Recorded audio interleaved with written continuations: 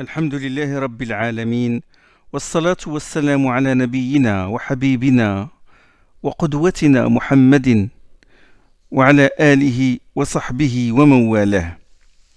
Alors nous sommes arrivés aujourd'hui au 12e dars de cette série de leçons sur l'Itqan. La dernière chose que nous avons dite le cours précédent, c'est les propos de l'Abu Amr al-Dani dans son livre Al-Muhkam fi Naqt al-Masahif, où il a dit qu'il n'y a pas un seul signe de la graphie du système diacritique, la moindre alif, la moindre damma, la moindre voyelle, le moindre signe diacritique. Il a dit qu'ils ont convenu, ils ne l'ont pas fait sans qu'il n'ait essayé par lui de parvenir à la vérité, à la justesse, à l'authentification, et sans qu'il n'ait visé par lui un aspect, un aspect de la langue arabe et du qiyas et de l'analogie, et ce en vertu de leur grande connaissance et de leur position éminente en matière d'éloquence. لموضعهم من العلم ومكانهم من الفصاحة علم ذلك من علم وجهله من جهله. Le connaît celui qui le connaît, il ignore celui qui l'ignore. Les savants, ceux qui étudient profondément le rasm coranique et qui étudient les qira'at, se rendent compte, s'aperçoivent du grand savoir et de la grande éloquence des compagnons du prophète sallallahu alayhi wa sallam et des grands tabi'in. Il a dit la faveur est dans la main d'Allah, il l'accorde à qui il veut, et Allah est celui qui détient la faveur immense. Donc ça, c'est une réfutation de ce qu'a dit Ibn Khaldun, à savoir qu'ils n'étaient pas rigoureux dans leur écriture et qu'ils n'avaient pas atteint l'art de la graphie et de ceux qui excellent dans ce domaine. Non, c'est une réfutation.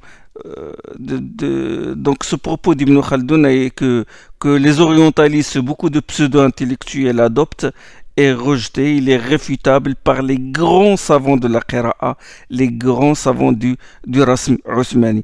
D'ailleurs, l'une des conditions de l'acceptation d'une qira'a est sa conformité à la graphie du mushaf usmanien. Ça, on va le voir, Inch'Allah. La première condition, c'est le tawatur.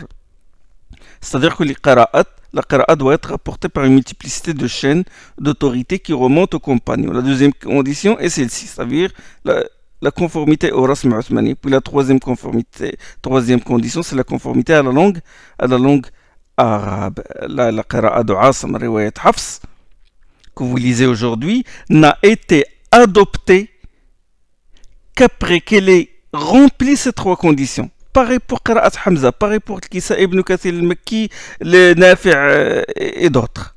Toute la communauté est unanime sur ces Qira'at du fait de leur conformité à la graphie du Mus'haf de Uthman. Vous savez, je vais vous donner un exemple, Inch'Allah, qui vous rapproche le sens. La graphie du Mus'haf Uthmanien, c'est comme je peux l'assimiler au programme d'un ordinateur. Langage de programmation et tout ça, les codes. Un travail parfait fait par des informaticiens qualifiés. Un débutant, par exemple, il va ouvrir l'ordinateur. Il ouvre certains programmes, il voit certains fichiers, des dossiers, il dit « Ah, ce dossier est vide » et il l'enlève. C'est du superflu. Et il enlève. Ce fichier, à quoi ça sert ce fichier? Il n'y a que juste 2 mots là-dessus. Il l'enlève. Il le jette dans la corbeille. Il l'efface. Et il commence à ajouter. Il a enlevé, ajouté des fichiers qu'il apprécie de sa tête. Et le résultat final, l'ordinateur tombe en panne. Il bloque. Pourquoi? Parce qu'il ne connaît pas l'importance de ces fichiers. Il ne connaît pas l'importance de ces fichiers, de ces dossiers. C'est pareil pour la graphie coranique. Les pseudo-intellectuels, qu'est-ce qu'il va dire? Oh, oulaïk, quand il va dire oulaïka, alayhim salawatum min rabbim. Oulaïk, Hamza, et puis qu'est-ce qu'il fait ce waouh? Avec un waouh supplémentaire? Il saute, il enlève. Il est plus intelligent que les salafs. que les anciens. Et il dit, oh, leur orthographe est défectueuse. Bon, ils savent pas que ce waouh a une fonction. euh, Juste ils l'ont ajouté. Et lui, bon, il fait ça. Mais il ne sait pas, il ne connaît pas les fonctions de ce waouh. Il ne connaît pas la valeur de ces noms-là. Il ne connaît- Parce que ces valeurs, ces signes diacritiques, ces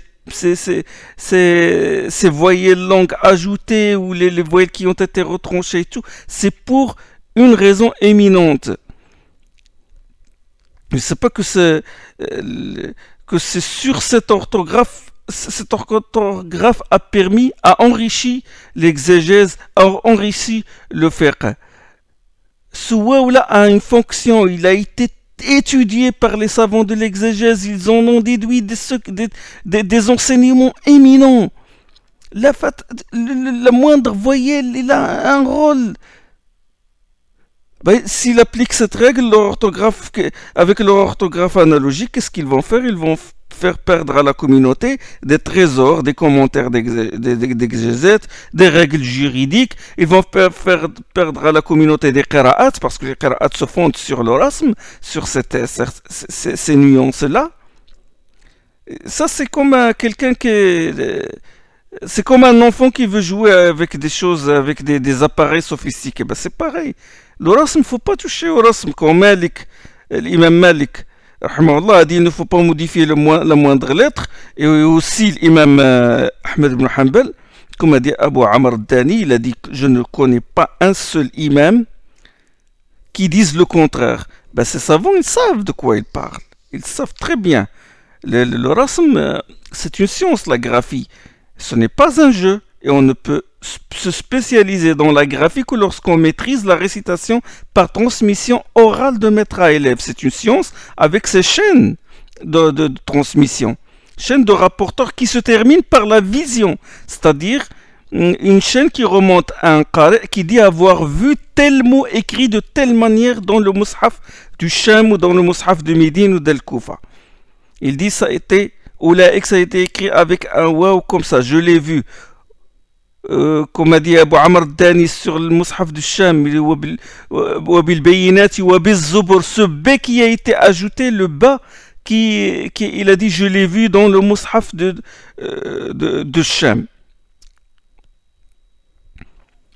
Donc, ça, comme j'ai dit, l'orasme se base sur une chaîne d'autorité. Et d'habitude, les Qurra, ils transmettaient à leurs disciples la qira'a avec ses nuances phonétiques et ses ahraf comme ils les avaient reçus des compagnons, radiallahu anhum, et en même temps, ils leur transmettaient la graphie, c'est-à-dire l'orasme.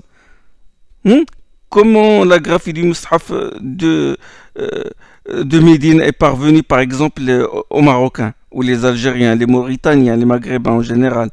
C'est Al-Ghazi ibn Qais, qui est mort en 199 de l'Hégire, grand cheikh de Cordoue, de l'Espagne musulmane, Cordoba. C'est lui, il introduit le rasm, la graphie du mushaf de Médine au Maroc et en Algérie.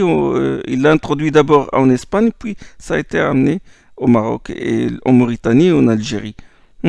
C'est lui, la graphie du mushaf de Médine a été introduite par Al-Ghazi ibn Qais. Et il a introduit aussi le Muwatta de l'imam Malik.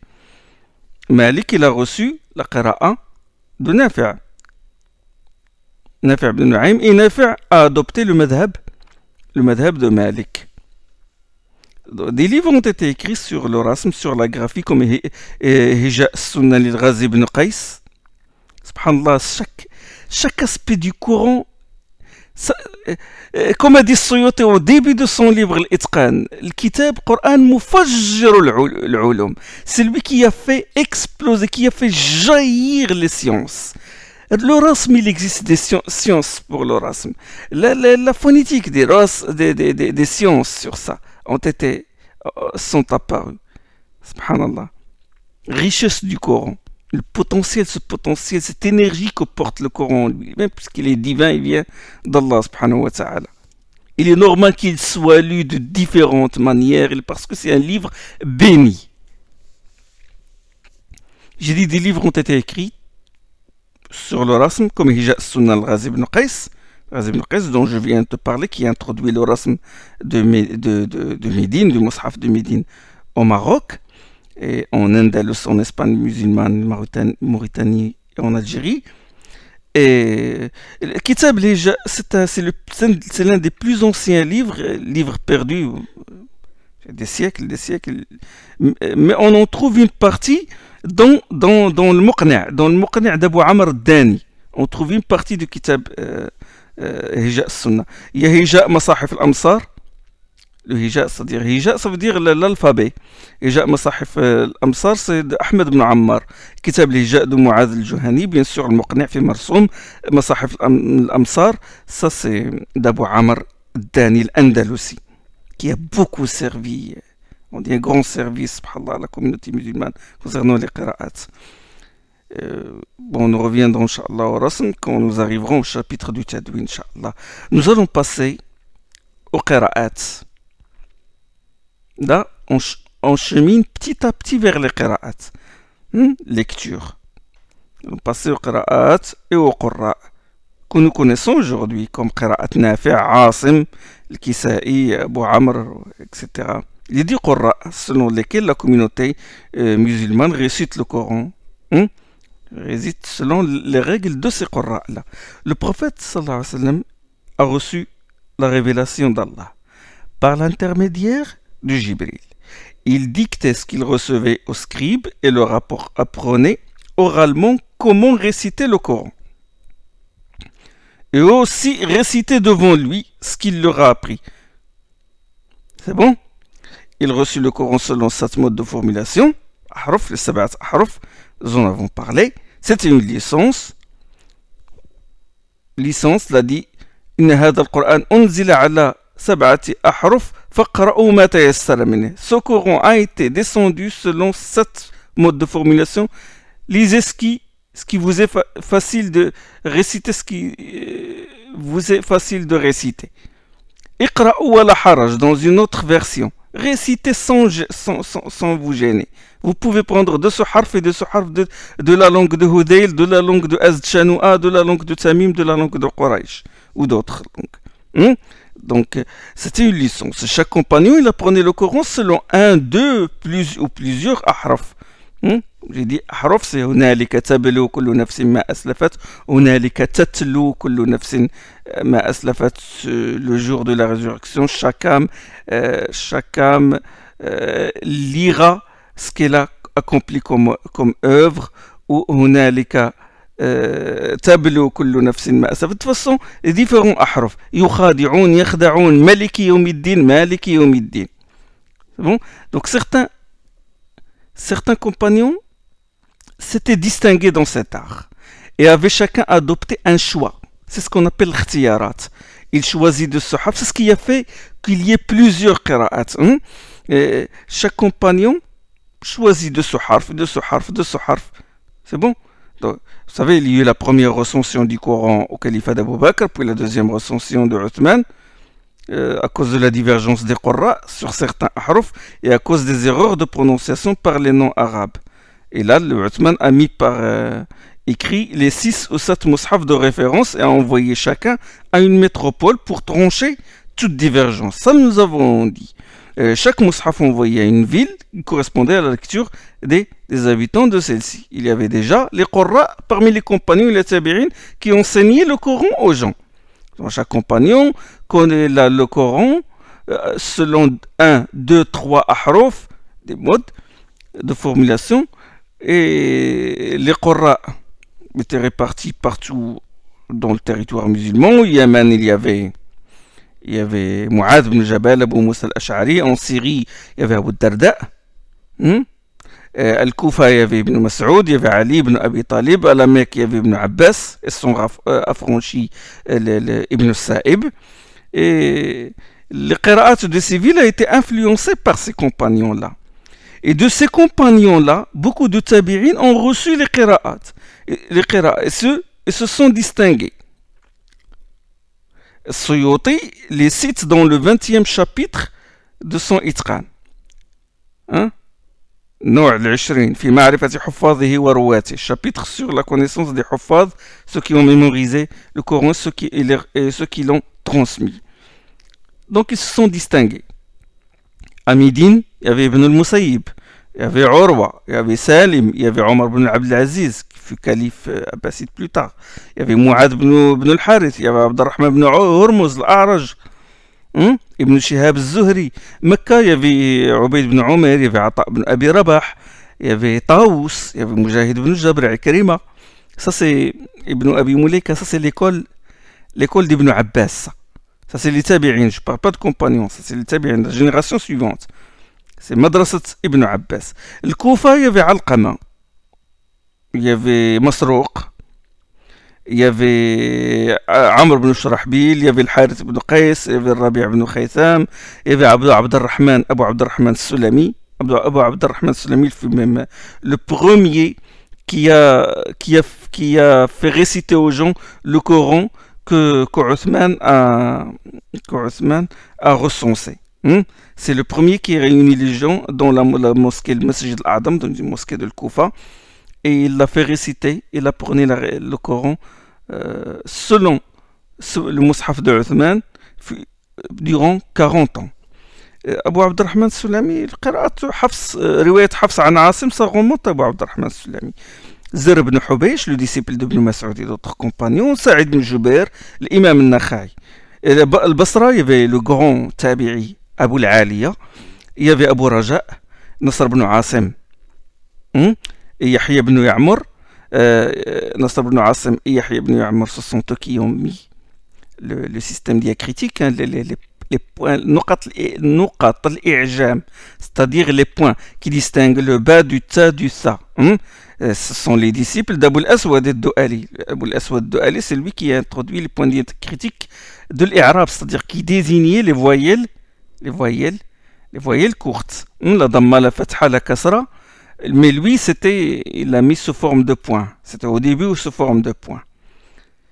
Ce n'est que plus tard, à l'époque des Abbasides, Khalil Farahidi, qui a transformé ces points-là en damma et en fatha, que nous connaissons, le petit waw, et puis le alif qui est horizontal, et la kasra qui est le trait qui est en bas du tracé graphique. Yahya ibn Ya'mur.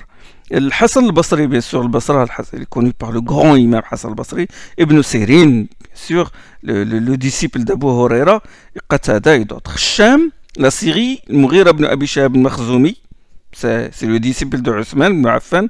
Khalifa ibn Sa'd, c'est le disciple d'Abu Darda.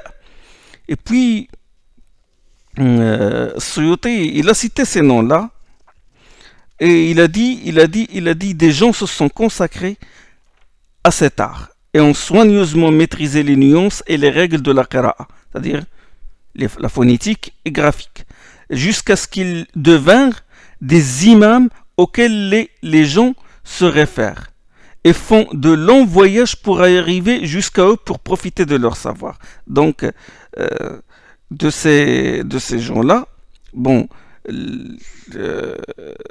c'est parmi ces gens-là, parmi leurs disciples, ou parmi ces gens-là même, il y a des Qurra qui se sont distingués,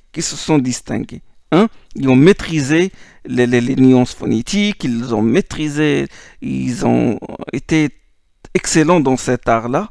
Ils se sont distingués, ils sont devenus célèbres par leur connaissance, par leur savoir, leur éloquence.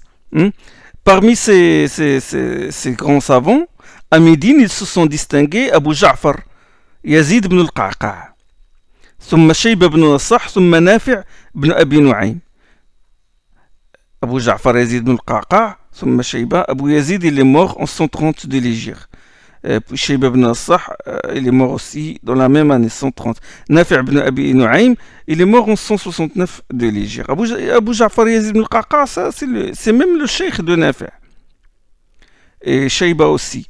Et Nafi' qui est connu, le Qari Nafi', l'un des 10 Qurra. Abu Ja'far, c'est l'un des 10, mais Nafi' c'est l'un des 7. Ça, je vais l'expliquer, Inch'Allah.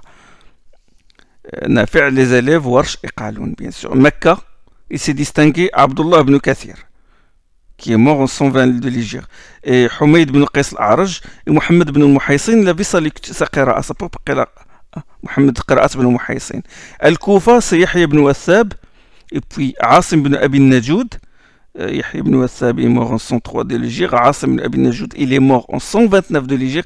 Qira'at Asim, la qira'a que vous lisez souvent en France, c'est qira'at Asim, qui est mort en 120. Et on dit Asim ibn Abi Najoud parce que certains ils ne prononcent pas bien Najoud, ils disent Noujoud ou Najouad. Non, c'est Najoud, c'est comme ça que ça. Asim ibn Abi Najoud, Suleiman al-A'mash, et Hamza Zayat qui est mort en 156, Qira'at Hamza, et le Kisa'i. Le Kisa'i, il est mort en 189, il avait sa Qira'a aussi. Sa Qira'a était recensée et fixée. Al-Basra, il y avait Abdullah ibn Abi Ishaq, Isa ibn Omar, Abdullah ibn Abi Ishaq, Isa ibn Omar et Abu Amr ibn al-Ala. Abu Amr ibn al-Ala qui est l'un des 10 Qurra. Il est mort en 154 de l'Hégire. Il y avait Asim al-Jahdari aussi, il y avait Yaqub al-Hadrami. Au Sham, il y avait Abdullah ibn Amir. Sham, Abdullah ibn Amir, c'est Qira'at Abdullah ibn Amir, l'un des 7. Et Atiyya ibn Qais al-Kilabi. Il y avait aussi Ismaïl ibn Abdullah ibn al-Muhajir, Yahya ibn al-Harith al-Dimari et d'autres. Donc, parmi ces Qurra-là, ceux qui gagnèrent de la renommée devinrent célèbres partout dans le monde musulman sont Nafi'. Nafi'. قراءة ورش عن نافع رواية ورش عن نافع vous la connaissez au Maroc et tout. Et Qaloun vous la connaissez. Qaloun selon Nafi' que les Tunisiens, il est connu chez les Tunisiens et d'autres. Alors Nafi' il a étudié la qira'a sous la coupe de 70 tabi'in, dont Abu Ja'far Yazid ibn al-Qa'qa'. Ça, on en a parlé. Donc, Nafi' ibn Kathir, Nafi' est à Médine. Ibn Kathir, c'est la Mecque. Il a reçu l'enseignement de Abdullah ibn Sa'ib, qui est un compagnon. C'est la franchise ou un compagnon. La franchise d'Ibn Abbas, je crois. Abu Amr, il a reçu l'enseignement des Tabi'in aussi. C'est la génération qui a vu les compagnons. Ibn Amir a été le disciple d'Abu Darda, aussi disciple de Uthman. Pas disciple direct de Uthman, mais le disciple des disciples de Uthman. Asim, il a reçu la qira'a des Tabi'in. Asim, c'est la qira'a de Hafs an Asim, qu'on récite beaucoup en France. Et en Orient, bien sûr, l'Arabie Saoudite, toute la région. Les plus connus, c'est Nafi' et Asim. Hamza, il a reçu l'enseignement de Asim. Il a reçu l'enseignement de l'A'mash. Il a aussi reçu l'enseignement de Sha'bi. Et non, pas Sha'bi. C'est Abu Ishaq Sabi'i. Il a reçu l'enseignement de Mansour ibn al-Mu'tamir et d'autres. Et puis, bon, le Kisa'i. Il a reçu le savoir de Hamza et d'Abu. Vous savez, certains Qurra, ils ont reçu le Qira'a d'autres. D'autres Qurra. Par exemple, le Kisa'i, il a reçu la science de Hamza et d'Abu Bakr ibn Ayyash. Si vous voulez, il y a 3 générations. C'est la tabaqa, si on peut les diviser. Il y a la tabaqa d'Ibn Kathir, la première tabaqa, c'est des Tabi'in, dans lequel il y a Ibn Amir et Ibn Kathir al-Makki. De les anciens. Et il y a l'autre tabaqa, ce sont ceux qui ont étudié chez les tabi'in, à savoir Nafi' et Asim et d'autres. Et Abu Amr al-Basri aussi. Et il y a l'autre tabaqa qui a reçu de la génération qui est venue après. Tabi'in, c'est Hamza Zayat et le Kisa'i et d'autres aussi. Donc 3 tabaqat. Donc ces 7 se sont distingués. Ils se sont distingués. Les qira'at se sont répandus dans différentes contrées et se sont dispersés, génération après génération. Et parmi les disciples de tout qari', de tout récitant, parmi les disciples de ces qurra-là, que je vous ai récité, que je vous ai cité, il y avait se sont manifestés 2 rouats, deux disciples. C'est-à-dire que chaque qari, deux disciples se sont distingués. Il y en a plusieurs, mais on a deux qui ont vraiment, comme par exemple, Nafi', c'est Qaloun et Warsh. Ils se sont distingués. Sinon, il y a d'autres, hein. Il y a Ibn Jammaz, Kharija, Al-Asma'i, il y a d'autres. Sinon, Qaloun et Warsh que nous connaissons aujourd'hui se sont distingués. Ibn Kathir, il y a Qunbul el-Bazzi, qui a reçu la qira'a, comme le Bazzi, il a reçu la qira'a des disciples d'Ibn Kathir. Il n'a pas rencontré Ibn Kathir.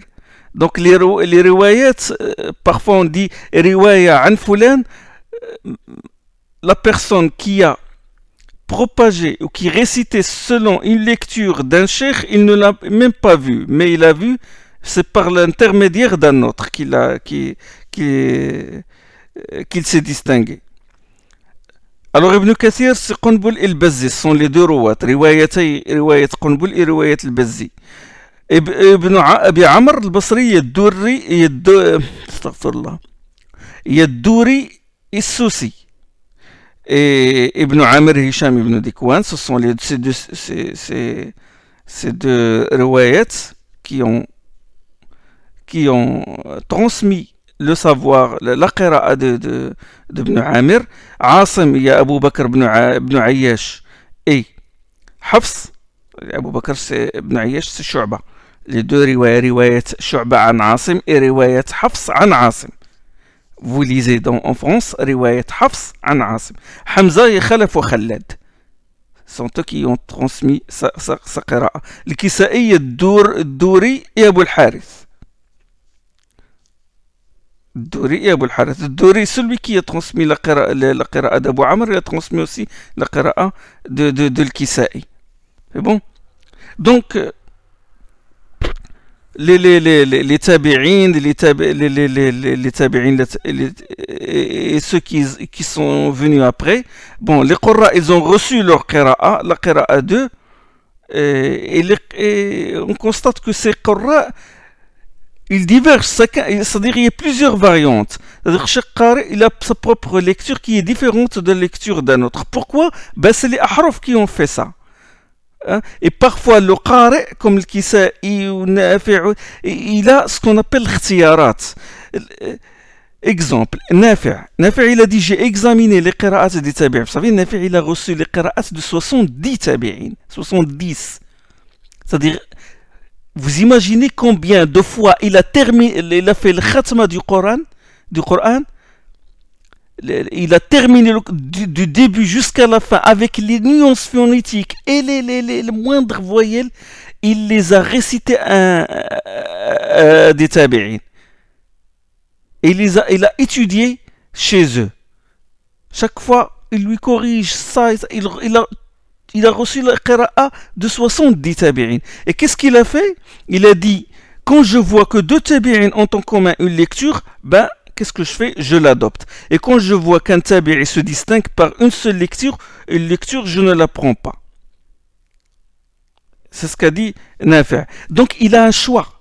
C'est-à-dire il choisit parmi les ahruf de celui-ci et de celui-là, et après jusqu'à ce qu'il se forme, jusqu'à ce qu'il ait une qira'a à lui seul, c'est-à-dire une qira'a personnelle, selon ses règles, bien sûr, parce que ce n'est pas comme ça qu'il est. Le choix, c'est pas un choix aléatoire, mais il le soumet à la langue arabe et tout, au rasm de Uthman, etc. C'est-à-dire que c'est des qurra qui ont un grand savoir et qui font ces choix-là. C'est-à-dire ils choisissent parmi les ahruf ceux qui conviennent à la langue arabe, à l'éloquence, etc. D'accord? Ou il choisit la langue de Hudayl, et la de Bani Tamim et d'autres.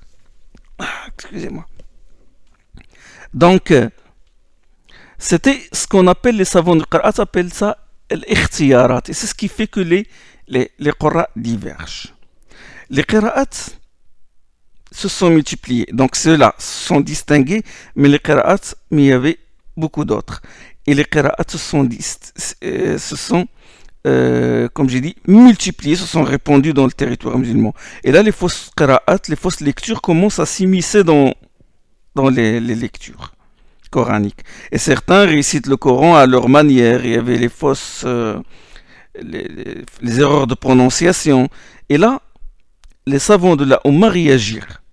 Subhanallah, chaque fois qu'il y a un problème, une fitna et tout, ils réagissent. Concernant le Coran, chaque fois qu'ils sentent que le Coran est menacé, ben ils réagissent. Et là, bien sûr, même la sunna et tout, chaque fois qu'ils voient un faux hadith, ils réagissent. Des hommes, les grands savants interviennent pour remettre les choses à l'ordre et dénoncer l'hérétique ou l'innovateur ou le détracteur ou les ennemis de l'islam qui essaient d'introduire, de changer une voyelle ou de changer le moindre signe. D'accord? Ils ont alors, qu'est-ce qu'ils ont fait? Ils ont examiné les qira'at. Ils ont chaque mode de récitation, chaque qira'a, ils ont vérifié si la récitation des mots est conforme au ahraf révélé au prophète sallam. Ils ont examiné les chaînes de transmission des qurra, de qui ils ont reçu telle prononciation. Ils ont étudié la personne, c'est-à-dire son degré de sa probité, est-ce qu'il est digne de confiance, c'est-à-dire ses qualités, son scrupule religieux. Bon, un grand travail d'examen et de recension. Et là, des grands censeurs, comme Abu Ubaid al-Qasim ibn Sallam, qui est mort en 224 de l'Hégire, Ahmed ibn Jubair al-Koufi, Ismaïl ibn Ishaq al-Maliki. Donc, ils sont engagés dans ce travail-là. Ils se sont portés volontaires pour faire le tri et suivre les fausses qira'at et recenser et fixer les qira'at authentiques. Et l'idée de fixer les qira'at apparut au 3e siècle de l'Hégire. Avant, les compagnons apprenaient aux tabi'in, les tabi'in apprenaient à la génération après la génération suivante, les qira'at se sont répandus, les riwayat se sont répandus, les disciples, plusieurs disciples reçoivent d'un tel. Bon, il y avait des fausses qira'at à l'intérieur. Les savants ont intervenu pour mettre fin aux fausses qira'at. Ils ont poursuivi les détracteurs, ceux qui montent, ceux qui récitent n'importe comment. Et l'idée de fixer ces qira'at apparut alors. C'était au 3e siècle de l'Hégire. La qira'a d'un tel avec ses modes de formulation, l'élision, comment il fait l'idgham, comment il prolonge, les nuances phonétiques, avec les chaînes de rapporteurs de qui il a reçu, etc. Et là, l'imam Ahmed ibn Jubair, il a écrit un livre sur les qira'at et il l'a appelé Qira'at al-Khams. C'est-à-dire, il a choisi 5 qira'at, 5 modes, 5 lectures. Ahmed ibn Jubair, il est mort en 258 de l'Hégire. Un autre, il écrivit les 8. Vers le 4e siècle de l'Hégire qui connut l'apparition, l'émergence d'un grand imam des qira'at. 4e siècle de l'Hégire. Ibn Mujahid. Ibn Mujahid, il est venu à une époque où les qira'at se sont multipliées. Il y a eu des confusions au sein du même qira'at, des qurra qui ne sont pas dignes de foi apparurent. Qu'est-ce qu'il a fait? Il a fait le tri. Il a trié les qira'at dans les grandes villes auxquelles les masahif othmaniens ont été envoyés. Sham, le Koufa, la Mecque, le Basra. Et son souci, c'était quoi? C'était de préserver les qira'at authentiques. Parfois, il y a même un qari qui est digne de foi, mais le problème, c'est dans ceux qui ont transmis sa qira'at. Ils disent, nous récitons selon Asim, nous récitons selon le Kisa'i, mais ils récitent n'importe quoi. Qu'est-ce qu'il a fait? Il a commencé à faire ce travail de recension, de vérification des vrais qira'at, et ceux qui l'ont transmis, ces qira'at, il a cherché à connaître leur qualité, est-ce qu'ils sont dignes de foi, et il a fait un grand travail, et ce fut lui qui a fixé les 7 qira'at dans son livre Kitab al-Sab'a. Il les a choisis parmi plusieurs autres qira'at. Ce sont ces 7 qira'at qui ont été retenus par la communauté jusqu'à aujourd'hui. Bien sûr, à ces 7 furent ajoutés 3 autres, dont je vais parler, Inch'Allah. Il a dit dans son livre Sab'a, ce livre éminent, vraiment. Il a cité les biographies des 7 Qurra, Nafi', Asim, Al-Kisa'i, Abu Amr ibn Amir et les autres. Ibn Kathir al-Makki. Il a cité les biographies de ces Qurra, leur qualité. Il a parlé de leur qualité, de leurs scrupules. Il a parlé de leurs shuyukh, leurs disciples, les chaînes de transmission entre lui-même. Il a dit Hadi Asanidi, les chaînes de transmission entre lui et chaque qari. Asanid qira'at Nafi', Asanid qira'at Asim, les chaînes. C'est pas il a lu ça dans un livre. Non, c'est la chaîne de transmission. Puisque lui, il est apparu au 4e siècle de l'Hégire et les autres c'était vers le 2e siècle de l'Hégire, entre le 2e et le 3e. Donc il y a un siècle entre eux. Et ce siècle-là, bon, il a comblé par la transmission orale, c'est-à-dire il a pris de leurs shuyukh les qira'at de chacun. Il a pris des shuyukh qui sont dignes de confiance. Donc il a dit voilà ma chaîne de transmission qui va de moi jusqu'à Nafi', qui va de moi jusqu'à Al-Kisa'i. Mais il a fait ça, il a fait un grand travail de recension. La méthode suivie par chaque qari, la différence entre eux dans chaque sourate, un travail minutieux. L'imala, il dit Hamza, il fait l'imala ici, il ne le fait pas ici. Nafi' sur le hamz, le mad du hamz, le mad du mim al-jama', comment il se fait dans chaque alayhim quand le mim du jama' précède le hamza, il la prolonge, l'autre il ne la prolonge pas. Et tout ce travail là avec chaque mot, chaque lettre avec sa chaîne de transmission. C'est-à-dire, il y a un travail énorme, travail minutieux. Il a dit dans son livre, il a dit parmi ceux qui retiennent le Coran, ceux qui ahfazun kitab Allah, il y a le savant au sujet des langues,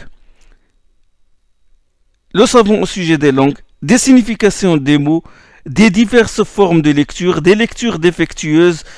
Il connaît la syntaxe désinentielle et les données traditionnelles, c'est-à-dire la transmission orale du shuyukh. Il a dit celui-là est l'imam auquel il faut recourir en toute hâte. Hada qari. Wajab al-faza'u ilayh. Savant connaît la langue, il connaît la syntaxe, il connaît les lectures qui sont authentiques et les lectures défectueuses. Il a rapporté ça selon des chaînes de transmission. Alors là, c'est le qari, c'est l'imam. Ça, c'est le premier catégorie de gens. Il a dit il y a celui qui parle l'arabe sans erreur de prononciation. Il a dit la yulhin. C'est-à-dire les terminaisons, il les fait comme il faut.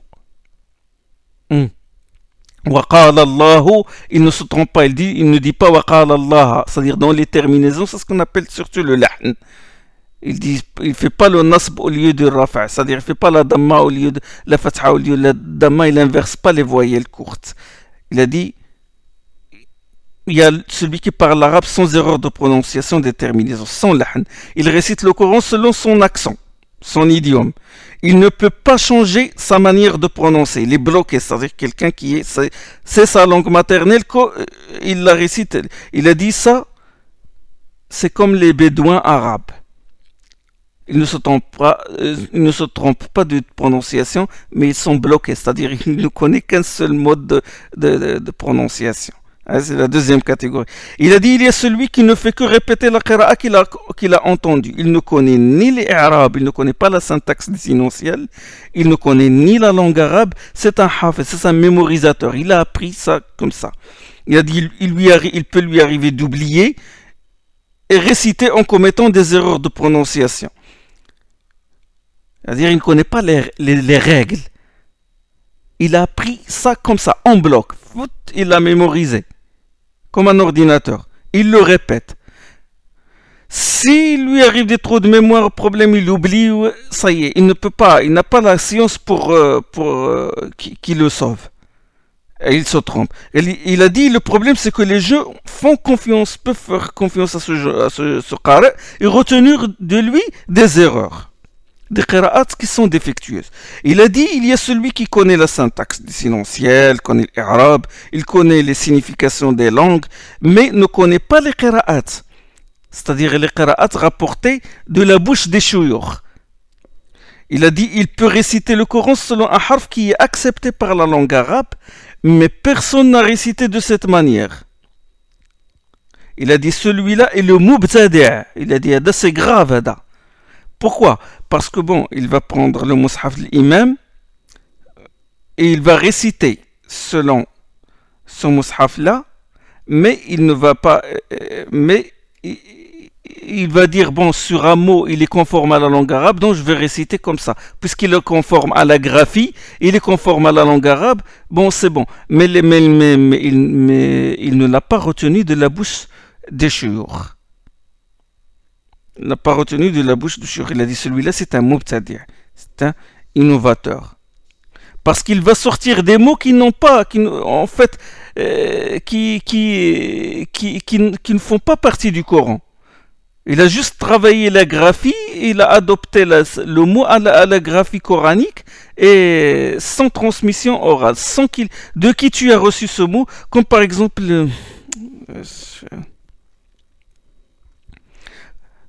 comme فَلَمَّا اسْتَيْأَسُوا مِنْهُ خَلَصُوا نَجِيًّا dans sourate Youssef. Désespérant de lui, ils allèrent se concerter à l'écart. Ça, c'est comme ça dans la langue, dans le Coran. Najiya, Najiya, ça s'écrit le noun, le rasm. Ça, c'est je vous dis dans le mushaf de Uthman, avec le dictus, le tracé du noun, ou du ha, ou du jim, et puis le ya et le alif. Lui, qu'est-ce qu'il va faire? Et ça a été fait. Ça a été fait par Abu Muqsim, Ibn Muqsim al-Attar. Ça a été fait par lui. Il a dit, فَلَمَّا اسْتَيْأَسُوا مِنْهُ خَلَصُوا نُجَبَاء. Qu'est-ce qu'il a fait? Il a pris ce tracé-là, il a pris la graphie du Coran, et il l'a prononcé d'une manière, à sa manière.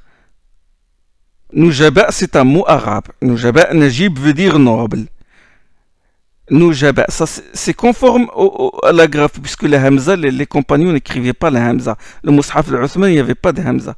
Donc, il l'a prononcé correct. C'est de la langue arabe.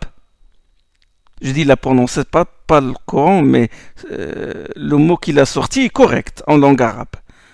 Et il est conforme au rasm de Uthman. Mais il ne l'a pas reçu des compagnons, il ne l'a pas reçu des shuyukh. Il l'a sorti de sa tête. Il l'a sorti de sa tête. Donc ce mot-là, il faut pas ce mot-là est à rejeter.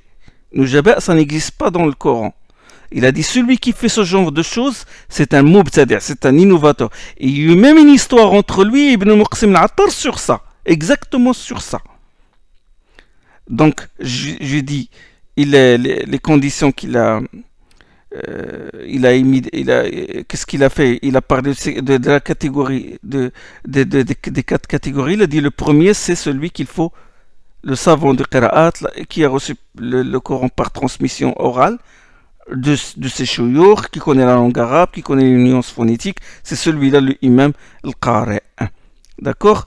Et il s'est imposé, il a imposé des conditions pour l'acceptation d'une qira'a. Il a imposé des conditions pour l'acceptation de qira'a. En fait, il n'a pas déclaré clairement ces conditions, mais les savants les ont déduites. Ils les ont déduites d'après ces positions contre certains innovateurs, mubtadi'a, et contre certains qurra qui récitent d'une manière erronée.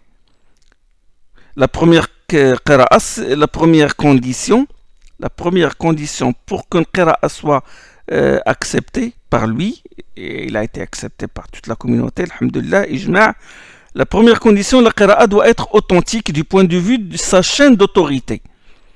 sanad, c'est-à-dire transmise par les compagnons à leurs disciples, puis par ces derniers à leurs disciples, et la chaîne continue jusqu'au qari'. Et tous les rapporteurs doivent être dignes de foi, compétents, connus par tout le monde pour leur récitation correcte. C'est-à-dire connus comme des récitants. Cette transmission orale de maître à élève, ça c'est... Je vous ai dit qu'il y a eu un problème entre lui et le Muqsim, Ibn al-Muqsim al-Attar, qui est mort en 354 de l'Hégire. Ibn al-Muqsim al-Attar, c'est un imam en langue arabe. Mais il a fait un ijtihad personnel. Qu'est-ce qu'il a dit? Il a dit, il a dit toute qira'a qui est, ou lecture, quand je dis qira'a, c'est lecture d'un mot. Il a dit toute lecture d'un mot qui a un sens en langue arabe et que la graphie du mushaf othmanien accepte, il est permis de le réciter dans la prière. Même si cette qira'a n'a pas de chaîne de rapporteurs qui remonte aux compagnons. Et même si personne ne l'a récité de cette manière auparavant. Et Ibn Mujahid, je vous ai donné l'exemple. Lui, il récitait de cette façon. Dans Surat Yusuf, lui, il dit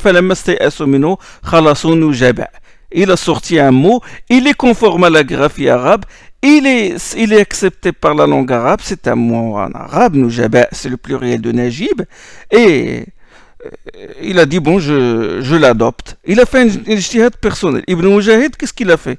Il a porté son affaire aux autorités. Et un procès fut ouvert en présence des qadis, des qudats, des juges et des qurra. Et Ibn al-Muqsim déclara son repentir, tab, et renonça à sa bid'a. Et Ibn Mujahid, après, il intercéda en sa faveur auprès des autorités c'était à Bagdad, et la peine fut levée. Ça, c'est la première condition, sanad, la chaîne de transmission. La deuxième condition pour l'acceptation d'une qira'a, c'est que la qira'a doit être conforme à la graphie des mushaf de Uthman. Ça, c'est les conditions que Ibn Mujahid a imposées dans son livre Kitab Sab'a. Donc, pour que la qira'a soit acceptée, il faut qu'elle soit conforme à la graphie du mushaf de Uthman. Et là, il y a eu une autre histoire avec un des qurra, c'est Ibn Shanboud. Ibn Shanboud, il récitait le Coran selon une lecture marginale. Et il la faisait réciter aux gens. Il la récitait dans la prière aussi. Il récitait dans la prière, bien qu'il ne soit pas conforme à la graphie de Uthman. Par exemple, il récitait Fas'aw ila zikrillahi wa dharul bay'. Il dit Famdu ila zikrillahi wa dharul bay'.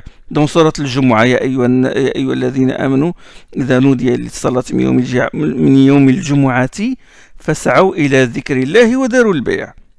Dans Surat al-Jumu'ah. Quand l'appel à la prière du vendredi s'annonce, alors accourez vers le zikr d'Allah subhanahu wa ta'ala et abandonnez tout commerce. Lui, il dit au lieu de fas'aw, il dit famdu ila zikrillah. Et aussi, وَتَجْعَلُونَ رِزْقَكُمْ أَنَّكُمْ تُكَذِّبُونَ. Dans Surat al-Waqi'a, lui, il dit وَتَجْعَلُونَ شُكْرَكُمْ أَنَّكُمْ تُكَذِّبُونَ. أَفَبِهَذَا الْحَدِيثِ أَنْتُمْ تُدْهِنُونَ وَتَجْعَلُونَ رِزْقَكُمْ أَنَّكُمْ تُكَذِّبُونَ. Lui, il récite وَتَجْعَلُونَ شُكْرَكُمْ. Cette lecture n'est pas conforme au mushaf de Uthman. Bien qu'il l'ait rapporté des shuyukh. Et là, sa chaîne, cette qira'a a sa chaîne de rapporteurs. Et comme par exemple, يأخذ كل سفينة غصبا وكان وراءهم ملك يأخذ كل سفينة غصبا. Dans Surat al-Kahf, il y avait un roi qui, pour ce qui est d'une وأما السفينة فكانت لمساكين يعملون في البحر وأما السفينة فكانت لمساكين يعملون في البحر وكان وراءهم ملك يأخذ كل سفينة غصبا. Pour ce qui est du navire, il appartient à des pauvres travailleurs de la mer. J'ai voulu l'endommager parce que derrière, il y avait un roi qui s'emparait par force de tout navire. وأما السفينة فكانت لمساكين يعملون في البحر فأردت أن أعيبها وكان وراءهم ملك يأخذ كل سفينة غصبا. يأخذ كل سفينة غصبا, lui il récitait يأخذ كل سفينة صالحة غصبا. Lui il récitait يأخذ كل, il dit, et il y avait derrière eux il y avait un roi qui s'emparait par force de tout navire en bon état. Il a ajouté en bon état, صالحة, il l'a ajouté. Et cette qira'a existe, c'est-à-dire il a une chaîne, mais il n'est pas conforme au rasm de Uthman. كالعهن المنفوش, il récite lui كالصوف المنفوش. يوم يكون الناس كالفراش المبثوث وتكون الجبال كالعهن المنفوش. العهن ça veut dire la laine. Lui il récite كالصوف, un autre mot qu'on emploie pour désigner la laine. Sauf le Manfouch. Et Ibn Mujahid, il essaya de ramener. Ibn Shanbouz a la raison. Il a dit il faut revenir. Faut pas lire de cette manière. Mais Ibn Shanbouz s'obstina et continua dans sa qira'a. Et Ibn Mujahid, il a intenté un procès contre lui auprès d'Abu Ali ibn Muqla, qui était vizir à l'époque. Et alors, Ibn Shanbouz comparut devant un jury composé de juges, de fuqaha et de qurra. C'était en l'année 323 de l'Hégire. Et il fut condamné à une peine de prison et reçut des coups de fouet. Et à la fin, il déclara son repentir. Il finit par se... des grands imams, mais ils lisent ils ont une lecture défectueuse. Et subhanallah, Ibn Mujahid s'est dressé contre eux. C'est-à-dire sur le terrain et aussi dans sa recension, dans sa recherche des asanides. Donc ça, c'est la deuxième condition. La troisième condition, c'est qu'il faut que la qira'a soit conforme à la langue arabe. Pas forcément la langue arabe éloquente, c'est-à-dire des mots employés en langue arabe. Cette condition se fonde d'ailleurs sur le Coran. Inna anzalnahu Qur'anan Arabiyyan la'allakum ta'qilun, comme a dit Allah subhanahu wa ta'ala dans Surat Yusuf. Nous l'avons fait descendre en forme de Coran arabe. Et il a recensé ces qira'at et il a conclu qu'elles remplissent ces conditions. Et ils sont les plus authentiques. Il a mis en valeur ces qurra et a exposé leurs qira'at, c'est-à-dire les 7, leurs qira'at. Il a exposé leurs qira'at aux grands savants. Il a dit voilà. Et ils furent unanimes sur la probité de ces qurra, sur la compétence de ces qurra et l'authenticité de leurs qira'at. Cela ne veut pas dire qu'ils rejettent les autres qira'at. En aucun cas dire qu'ils rejettent, mais ces qira'at sont les plus authentiques, les 7. Et c'est vrai que beaucoup de gens ont fait la confusion entre les 7 ahruf et les 7 qira'at. Mais Ibn Mujahid, même des savants, ils ont reproché à Ibn Mujahid le fait qu'il fixe à 7. Et Ibn Mujahid ne l'a pas fait exprès. Sa recension l'a mené à fixer 7 qira'at. Il n'est pas responsable des erreurs d'autrui. Bien sûr, d'autres savants sont venus après Ibn Mujahid pour recenser 8 qira'at comme Ibn Ghalboun, le Hanbalit. C'était en 399 de l'Hégire dans son livre At-Tadhkira. Il y en a qui ont recensé 10 comme Nasr ibn Abd al-Aziz, al-Farisi, dans son livre Al-Jami' et aussi 10 par Al-Hassan al-Baghdadi. Il y en a même qui ont recensé 13 et même 15 qira'at. À ces qira'at-là, donc vous devez les connaître, enfin, les 7 qui sont connus. Bon, Asim, Nafi', Asim, Nafi', Ibn Kathir, al-Makki, Abu Amr, al-Basri, Ibn al-Ala, al-Kisa'i,